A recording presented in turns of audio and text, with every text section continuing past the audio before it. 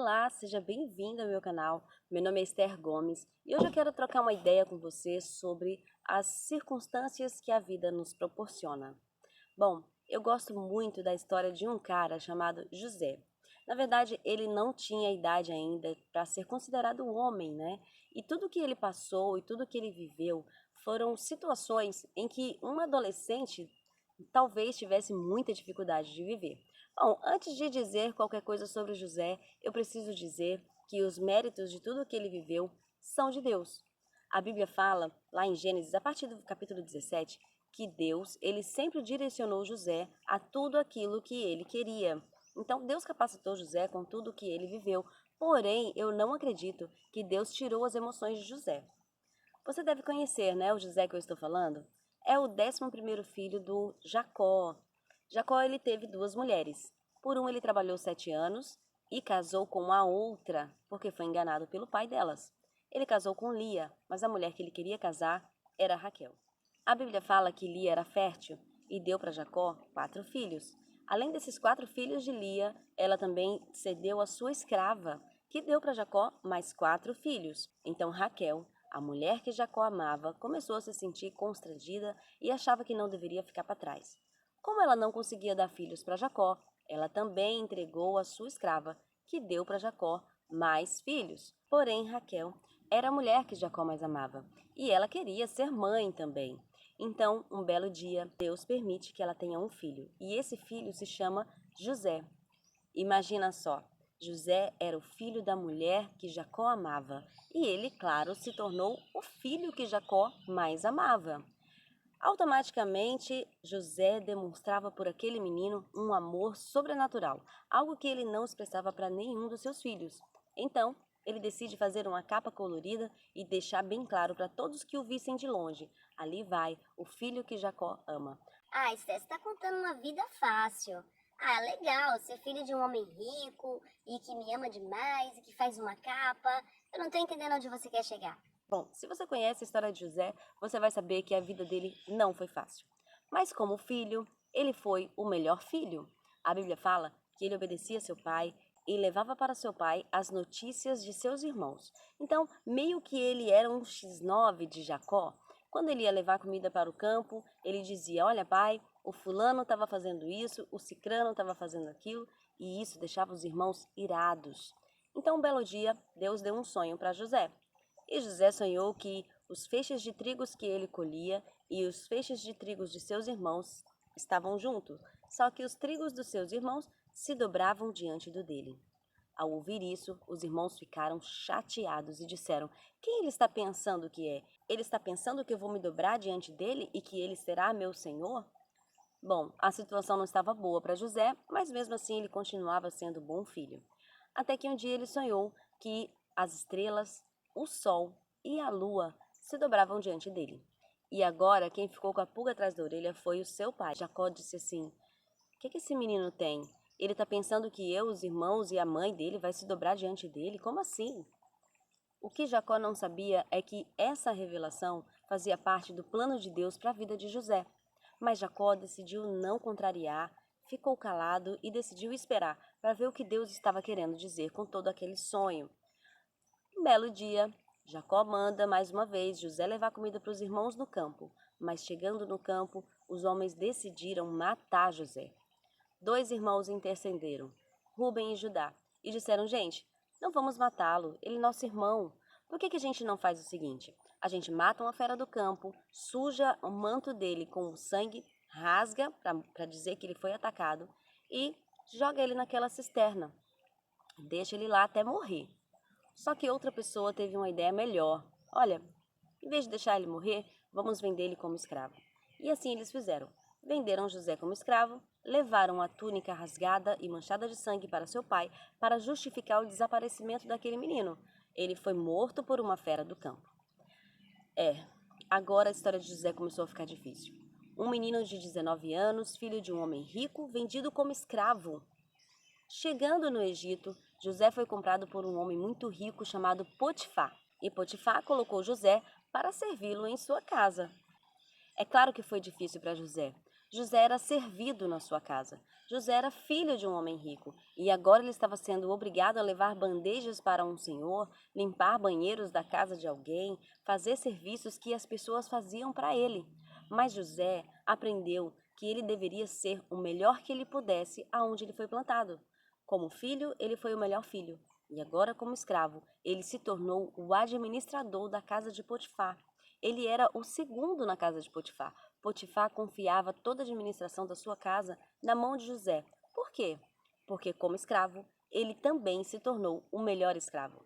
José floresceu onde foi plantado. Então, um belo dia, a vida dele estava fácil demais para ser verdade, mais uma vez.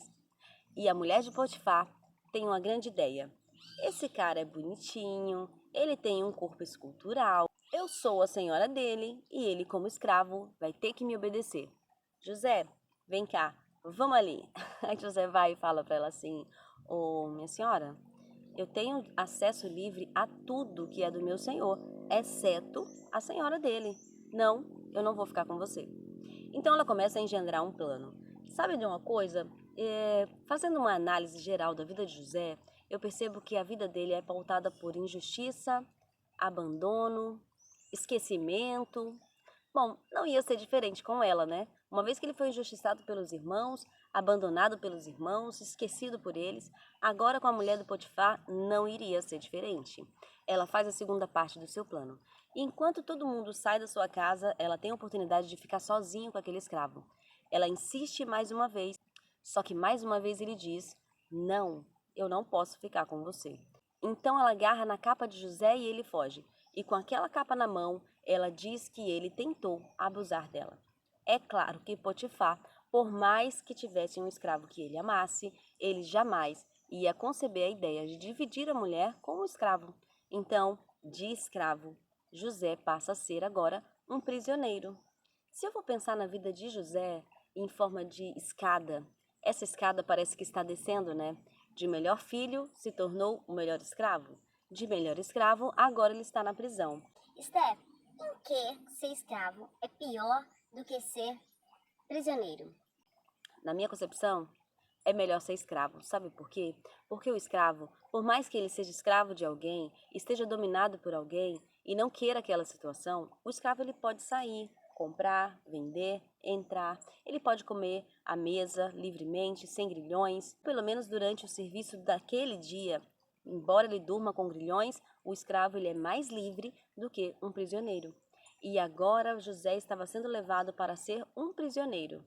É claro que muita gente já teria sentado numa pedra na primeira situação ruim e já teria dito com autocomiseração: Ah, Senhor, por que o Senhor me abandonou? O Senhor não está vendo o que eu estou passando? Eu era uma filha tão boa, eu fazia tudo para o meu pai, eu servia os meus irmãos e agora o Senhor me colocou nessa situação de escravo?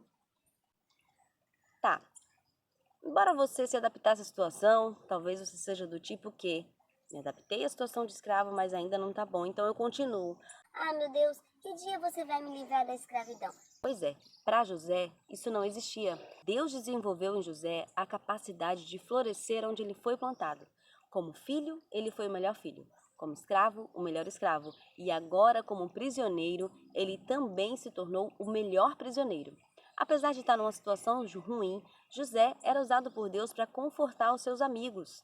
Ele também inspirava tanta confiança e sabia administrar tão bem que o próprio carcereiro entrega nas mãos de José a chave da cadeia. Olha só, como escravo, o melhor escravo, como prisioneiro, o melhor prisioneiro. Então, ele estava ali naquele momento andando livremente dentro da cadeia, porque ele tinha também a chave, quando de repente dois homens tiveram um sonho. E José interpretou esses sonhos. Para um dos homens, ele disse que ele seria livre e que passaria a frequentar a casa do rei outra vez como copeiro. Para o segundo, ele disse que este morreria em 3 dias. As duas revelações diziam para estes homens que em 3 dias a sua vida estaria resolvida dessa forma. E em 3 dias aconteceu exatamente como José disse. Mas enquanto aquele homem saía, José segura na capa dele e diz assim: Olha, não esquece de mim, você vai estar de volta na casa do rei. Lembra que eu estou aqui, fale de mim para ele. Lembra, a vida de José é pautada por injustiça, esquecimento, e não deveria ser diferente. Aquele homem simplesmente se esqueceu de José. Ele se esqueceu de José por 3 anos. 3 anos depois, Faraó teve um sonho que 7 vacas magras engolia 7 vacas gordas. E aquele sonho deixou ele transtornado. Ninguém conseguia decifrar o sonho. Até que, enfim, aquele homem se lembrou que José existia. E ele vai e fala para o rei: Ó rei, eu sei que tem um homem dentro da cadeia que pode interpretar o seu sonho. Então ele manda trazer José. Lembra?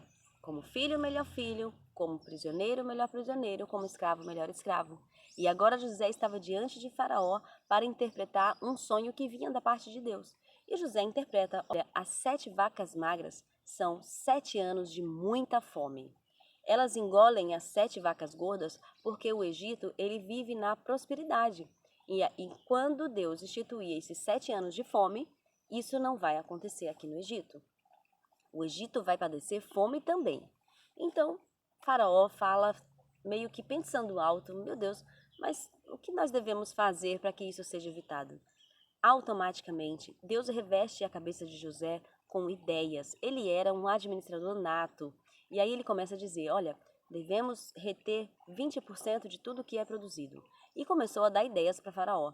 Faraó olhou para aquele menino e falou: não faz sentido eu não ter este menino junto comigo aqui, neste governo. Então, Faraó vai e faz de José o governador do Egito. A Bíblia fala que ele passa mais de 7 anos viajando por todas as cidades do Egito, colocando seu plano em ação e pegando aquelas pessoas, né, que trabalhavam para o governo para dizer: olha, você vai fazer dessa forma, vai acontecer desse jeito, porque em 7 anos. E José consegue estruturar um plano, uma infraestrutura tão perfeita no Egito, que o Egito não só passou 7 anos de bonança, enquanto o resto do mundo passava fome, como o Egito também alimentou outras nações. Como governador, ele foi o melhor governador. A conclusão da história de José é a seguinte: ele teve 2 filhos, um que se chamava Manassés e o outro que se chamava Efraim. Manassés, que significa Deus me fez esquecer.